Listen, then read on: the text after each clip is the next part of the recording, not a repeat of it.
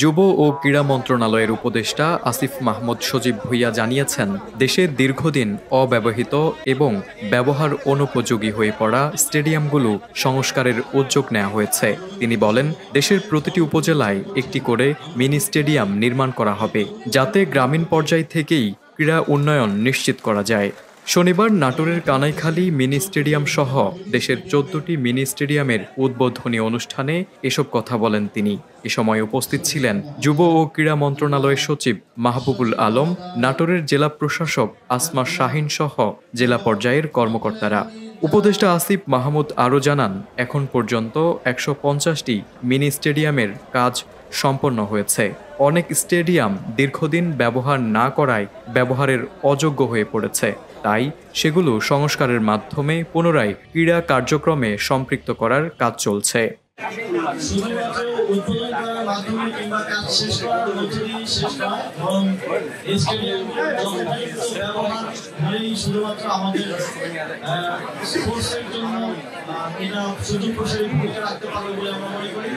এবং বাংলাদেশের প্রত্যেকটি উপজেলায় স্টেডিয়াম নির্মাণ করবে যুব ক্রীড়া মন্ত্রণালয় এবং উপজেলা প্রশাসন সহ উপজেলায় যারা ক্রীড়া সংশ্লিষ্ট আছেন এবং উপজেলা ক্রীড়া সংস্থা সহকারে আরও সকল স্টেক হোল্ডারদের কাছে দায়িত্ব থাকবে যে আপনারা এই স্টেডিয়ামগুলোর যথোপযুক্ত ব্যবহার নিশ্চিত করবেন এবং স্টেডিয়ামগুলো যেন খেলাধুলার কাজে ব্যবহৃত হয় এবং আমাদের যে ক্রীড়াপ্রেমীরা আছেন এবং যারা ক্রীড়াবিদরা আছেন তাদের জন্য তারা যেন নিয়মিত খেলাধুলা করতে পারেন।